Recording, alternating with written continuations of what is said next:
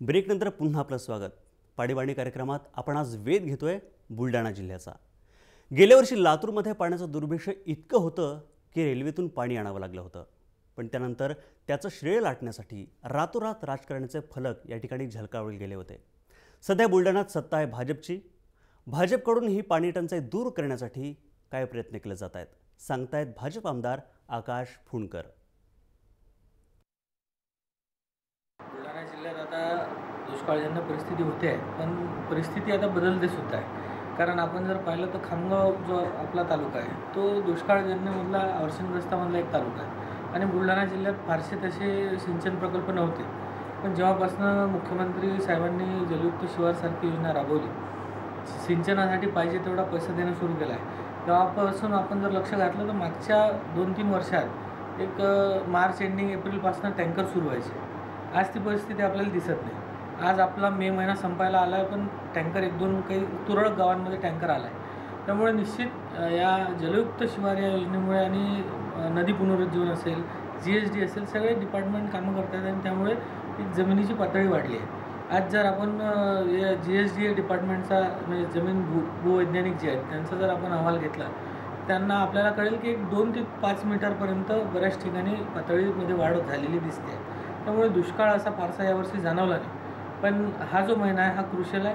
पाऊस येईपर्यंत यामध्ये आपल्याला लोकांसाठी पाण्याची व्यवस्था करायला लागेल आणि ती आपलं सरकार करेल। पाणी टंचाई जाणवायला लागली की पाण्याचं महत्त्व आपल्याला कळतं आणि कुठलीही समस्या दूर करण्यासाठी शासनाबरोबरच लोकसहभागी तितकाच महत्त्वाचा आहे, आवश्यक आहे। पाण्यासंदर्भात जनजागृती करण्यासाठी अनेक सामाजिक संस्था उत्तम काम करत आहेत। या माध्यमातून भूजल पातळी वाढण्यास निश्चित मदत होईल असा विश्वास व्यक्त केला आहे शिक्षक आणि सामाजिक कार्यकर्ते वसंतराव गाडेकर यांनी।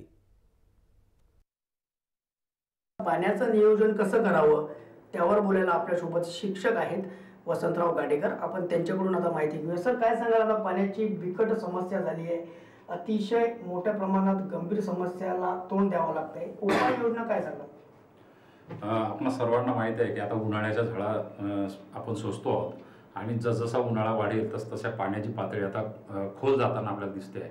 परंतु पाण्याची पातळी खोल कशामुळे गेली याची आपण चिंतन मंथन करण्याची वेळ आज रोजी आलेली आहे। आपल्याला शासनाने एक योजना सांगितली आहे की जलयुक्त शिवार ही योजना शासनाने आणली, ती सुद्धा शेतकऱ्यांसाठी जलसंजीवनी आपल्याला त्याला म्हणता येईल, ती संजीवनी ठरलेली आहे। या ठिकाणी आसादुधा नावाचं गाव आहे, त्या जलयुक्त शिवारामुळे ज्या नद्यांचं खोलीकरण झालं असेल, तोरणा नदी आहे त्या ठिकाणी, तर त्या तोरणा नदीचं खोलीकरण झालं आणि त्या अवतीभोवतीच्या गावातील लोकांनी यावेळेला 3-3 पिकांचं सुद्धा त्यांनी या ठिकाणी 3 पिकं त्या ठिकाणी घेतल्या गेली। ज्या ठिकाणी ते एक पीक घेऊ शकत नव्हते बरोबर, त्या ठिकाणी आज रोजी 3 पिकं त्या ठिकाणी घेत आहेत। याचा अर्थ की कुठेतरी ही योजना चांगल्या प्रकारे प्रभावीपणे जर राबवली त्याचा फायदा निश्चितपणे आपल्याला झाल्याशिवाय राहणार नाही आणि म्हणून सर्वांनी झाडं लावली पाहिजे, त्यासोबत आपले शेतकऱ्यांनी बांध घातले पाहिजेत, त्याप्रमाणे तलाव असतील, धरणं असतील, नद्या असतील याचं खोलीकरण झालं पाहिजे, याच्यातला गाळ काढला पाहिजे आणि त्याच्यामध्ये पाण्याची चांगल्या प्रकारे साठवणूक झाली पाहिजे।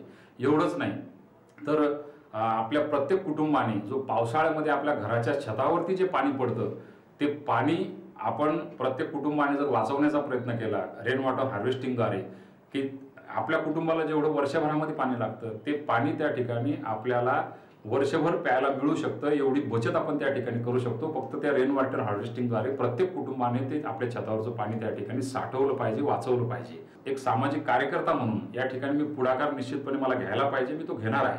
शिक्षक मित्रांना माझ्या सोबत घेऊन, विद्यार्थ्यांना सोबत घेऊन या ठिकाणी आम्ही झाडांचं जे काही वृक्ष लागवडीचं जे काही लक्ष्य आहे त्या पद्धतीने आम्ही ते पूर्ण करणार आहोत।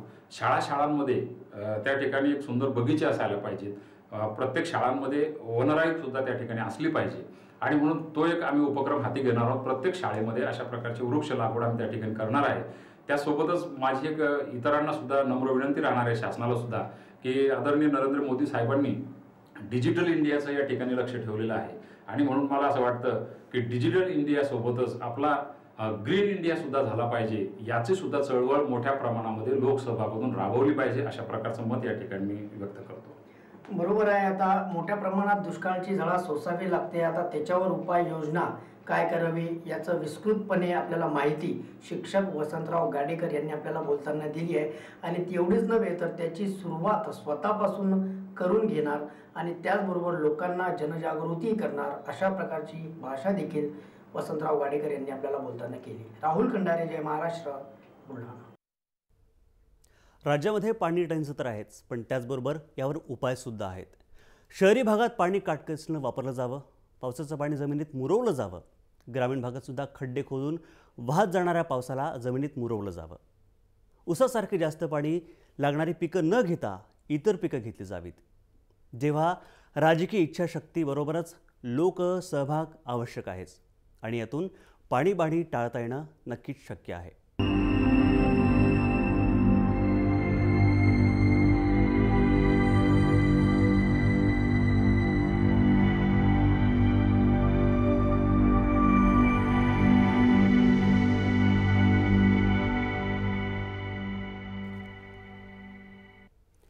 ब्रेकनंतर आपलं स्वागत. पाणीबाणी कार्यक्रमात आज आपण वेध घेतोय बुलढाणा जिल्ह्याचा. बुलढाण्यातील ग्रामीण भागासह शहरी भागातसुद्धा विहिरीनं तळ गाठलाय. बोरवेल कोरड्या पडल्यात. दूरवरून पाणी आणण्यासाठी, वापराचं पाणी आणण्यासाठी कुठे बैलगाडीचा वापर केला जातोय, तर काही ठिकाणी पायाचे तळवे झिजवले जात आहेत. प्रशासन जाणीवपूर्वक याकडे दुर्लक्ष करतंय का, डोळेझाक करतंय का, अशी शंका इथले ग्रामस्थ उपस्थित करत आहेत. या विहिरीचा मालक जो शेतकरी आहे तो आपल्यासोबत आहे. आता आपण त्या शेतकऱ्याला विचारूया. भाऊ, तुम्ही सांगा की आता तुमची विहीर कोरडी पडली, काय स्थिती काय आहे? मी या विहिरीवर 15 वर्षापासून बघायत करतो. ही विहीर कधीच आटली नाही, पण आता हे जे या विहिरीचं जवळपास म्हणजे 1 ते 1.5 महिन्यापासून पूर्ण पाणी आटून गेलेलं आहे. आता सध्या तर शेतीला पण पाणी नाही आणि गावातले लोक इथं पाणी भरायला येत होते त्यांना पण पाणी नाही, अशी परिस्थिती निर्माण झालेली आहे. बरोबर आहे, पण आता तुमची पिण्याच्या पाण्याची व्यवस्था तुम्ही कशी करता मग? आता पिण्याच्या पाण्याची व्यवस्था अशी आहे की आम्ही 2 किलोमीटरहून आमच्या महिला, मुलं आणि म्हातारे लोक जाऊन पाणी आणतात 2 किलोमीटरहून.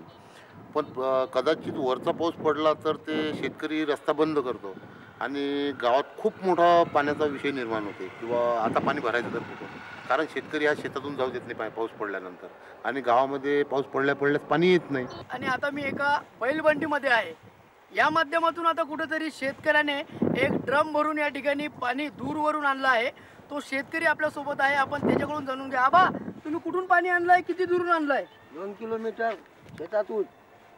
काय स्थिती काय पाण्याची? पाणीच नाही. जरासा येते टाकीभर पाणी तेवढं उपसलं की आण लागते, दुसऱ्या दिवशी रोज टाकी आण लागते. बरं बरं. आणखी गावात काय स्थिती आहे? गावात पाणीच नाही ना. बाहेरून पाणी आणतात इरायचं.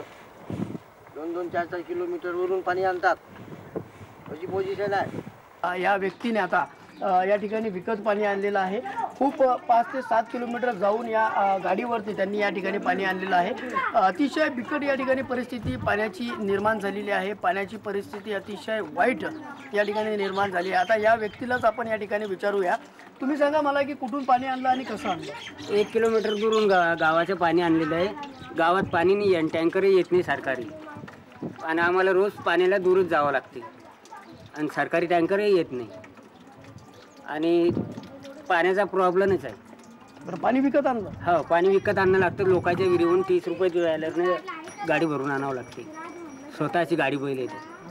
बरोबर आहे. तुम्ही पाहू शकता परिस्थिती अतिशय वाईट या ठिकाणी झालेली आहे. 30 रुपये बॅलरनं या ठिकाणी आता नागरिकांना पिण्याच्या पाणी हे विकत घेण्याची स्थिती या ठिकाणी निर्माण झाली आहे. शासन एकीकडे म्हणते की दुष्काळ ज्या ठिकाणी पडला आहे त्या ठिकाणी टँकर सुरू केले आहे, परंतु येथील नागरिकांची ओरड अशी आहे की या गावाला अजूनही टँकरचं पाणी हे उपलब्ध झालं नाही आहे. राहुल खंडारे, जय महाराष्ट्र, बुलढाणा. या सगळ्या अडचणींकडे प्रशासन ढिम्म होऊन बघ्याची भूमिका घेते का? तर नाही. पाण्याची गरज भागवण्यासाठी अनेक भागात टँकरच्या माध्यमातून गावांना पाणी पुरवठा केला जातोय. बुलढाण्यातील 39 गावात तब्बल 47 टँकरच्या माध्यमातून मुबलक पाणी दिलं जात आहे आणि हे सांगितलेलं आहे मुख्य कार्यकारी अधिकारी. बघूयात काय म्हणतायत ते. आपल्याकडे पूर्ण जिल्ह्यामध्ये मागच्या वर्षी कंपेअर करताना यावर्षी परिस्थिती थोडक्यात चांगली आहे. मागच्या वर्षी ते पूर्ण दुष्काळामध्ये जवळपास 144 गावामध्ये 170 गावापर्यंत टँकर सुरू होते, पण आता यावर्षी परिस्थिती थोडक्यात ती चांगलं झालेली आहे. आतापर्यंत फक्त 38 गावामध्ये 44 टँकर सुरू आहे. आणि ते मागच्या वर्षी आणि यावर्षी कंपेअर करताना थोडक्यात जलयुक्त शिवार आणि बाकी शासनाच्या फ्लॅगशिप कामामुळे ते परिस्थिती थोडक्यात सुधारणा झालेली आहेत. आणि यावर्षी पण असं आहे, अजून पूर्णपणे पूर्ण जलयुक्त शिवाराचं कामं केलं तर पुढच्या वर्षामध्ये अजून कमी गावामध्ये ते टंचाई असणे अपेक्षित आहे. असं आम्ही पूर्ण नियोजन केलेले आहे. त्यासाठी तत्काळ नियोजन हे जे आहे मिड टर्म प्लॅन आहे शासनाचे, ते भरपूर पाणी पुरवठा योजना आणि जलस्वराज्य 2 म्हणून एक योजना आहे, ते सुरू आहेत. ते जे व्यवस्थित आणि टाईमलाईनप्रमाणे काम केलं तर पुढे आता 2-3 वर्षामध्ये कुठेही गावामध्ये अशा प्रकारचे ते टंचाई आणि प्रॉब्लेम राहणारच नाही. ते मिड टर्म गोल आहे, ते लवकरात लवकर करायला आम्ही प्रयत्न करू.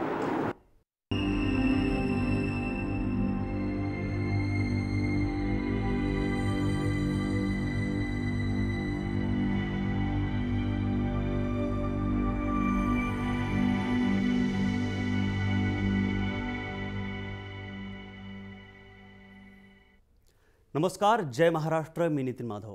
मंडळी, पृथ्वीच्या भूपृष्ठावर 70% भाग हा पाण्याने व्यापलेला आहे. पण तरी तिसरं महायुद्ध पाण्यासाठीच होईल असं बोललं जात आहे. कारण पाणी टंचाई हा विषय सर्वव्यापी आहे. गेले कित्येक वर्ष अख्खा महाराष्ट्र दुष्काळाच्या झळा सोसतोय. काय कारण आहेत की आपण महाराष्ट्राला अद्याप दुष्काळमुक्त करण्यात अपयशी ठरलोय? याला शासकीय नसता जबाबदार आहे का, की लोकसहभाग कमी पडतोय? या सर्वांचा धांडोळा आपण या कार्यक्रमात घेणार आहोत, ज्याचं नाव आहे पाणीबाणी. यावेळी वेध घेऊया बुलढाणा जिल्ह्याचा.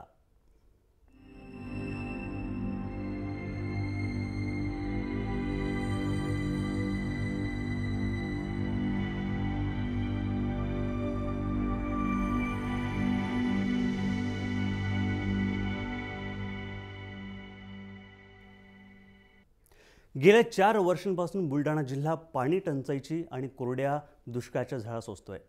थोड्याफार फरकानं यंदासुद्धा स्थिती तीच आहे. भूजल पातळी खालावल्यानं इथल्या जवळपास सर्वच विहिरी कोरड्या ठाक पडल्यात. इथली परिस्थिती पाहताना अक्षरशः कोरडं ठाक या अर्थाचा खरा अर्थ आपल्या समोर येतोय. बघूयात प्रतिनिधी राहुल खंदारे यांच्या माध्यमातून. 4 वर्षापासून बुलढाणा जिल्ह्यावर दुष्काळाचा सावट या ठिकाणी आहे. कोरडा दुष्काळ या ठिकाणी पडलेला होता. यावर्षी देखील आता दुष्काळजन्य परिस्थिती बुलढाणा जिल्ह्यावर पुन्हा येऊन ठेपलेली आहे.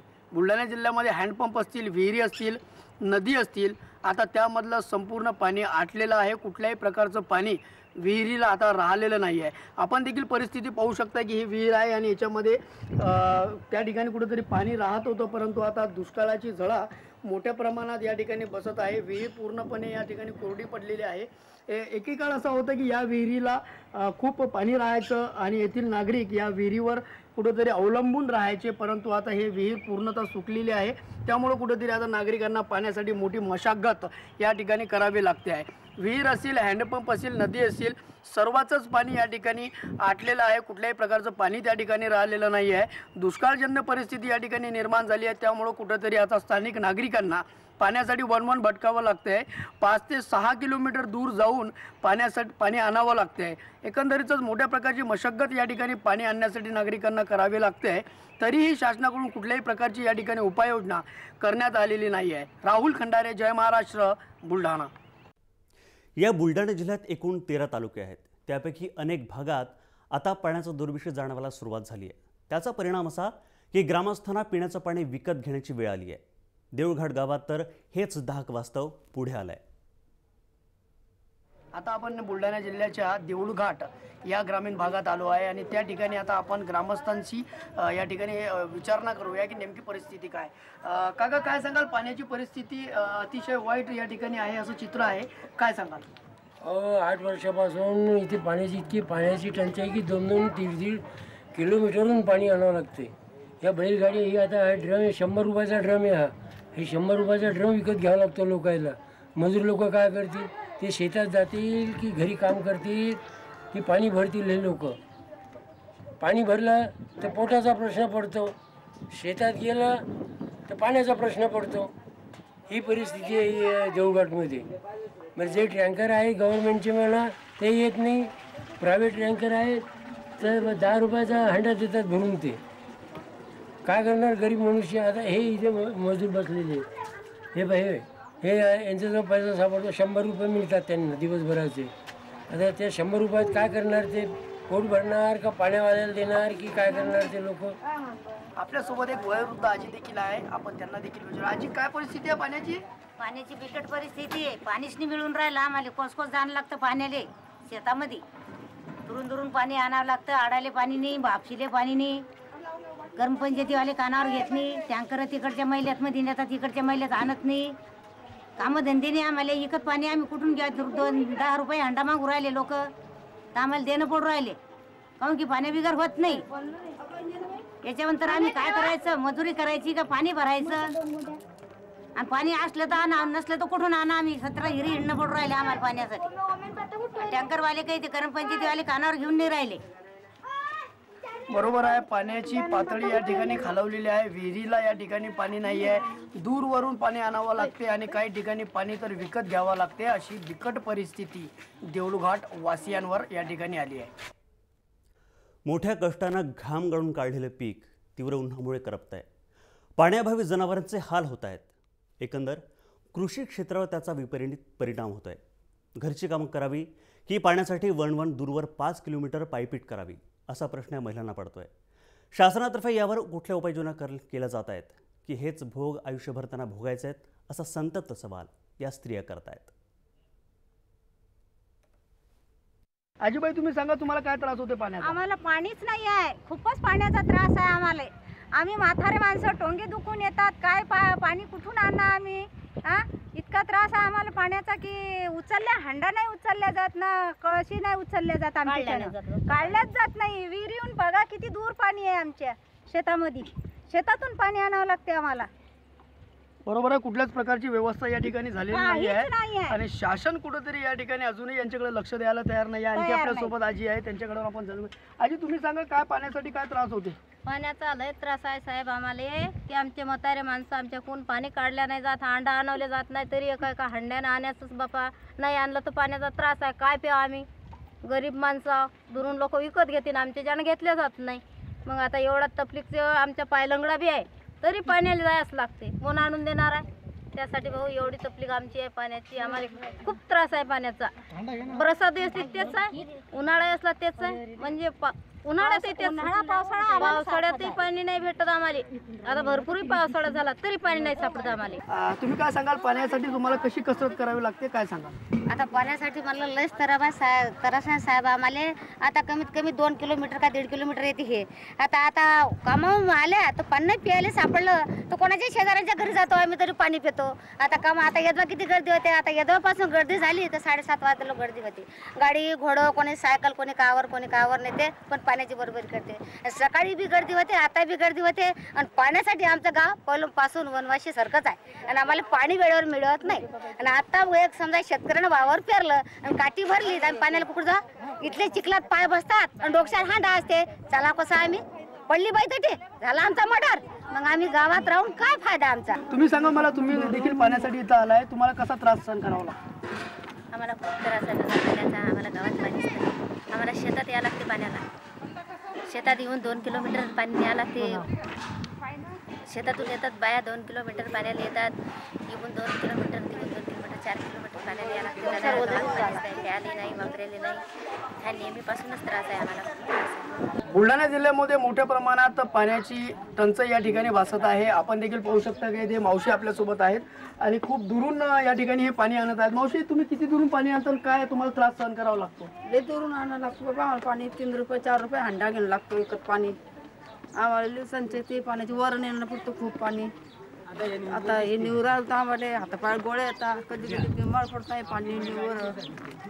लय पाण्याची टंचाई ते इकडे लगेच दुरून पाणी आणायला लागतं आम्हाला. 3 रुपये 4 रुपये 5 रुपये हंडा घेऊन कधी कधी आता 5 रुपयात 2 येत बी नाही येतं. 2-3 हंडे आम्हाला पुरत नाही ते पाणी प्यायचं. डबल अन्न घेऊन लागतं आम्हाला. 10 रुपयात 3 हंडे काही असं तसं करून पाणी भरून लागतं आम्हाला. बरोबर आहे, या ठिकाणी आता महिलांना पाण्यासाठी कसरत तर करावी लागते, परंतु पाणी आता विकत घेण्याची स्थिती या ठिकाणी महिलांवर आली आहे. बुलढाणा जिल्ह्यामध्ये अतिशय विदारक परिस्थिती हे या ठिकाणी दुष्काळाची या ठिकाणी झालेली आहे. गेल्या 4 वर्षापासून कोरडा दुष्काळ पडला आणि यावर्षी देखील दुष्काळाची स्थिती या ठिकाणी निर्माण झाली असल्याचं चित्र आपल्याला पाहावयास मिळालं आहे. राहुल खंडारे, जय महाराष्ट्र, बुलढाणा. पाणीबाणी कार्यक्रमात वेळ छोट्याशा ब्रेकची. लगेच परततोय, पाहत राहा जय महाराष्ट्र.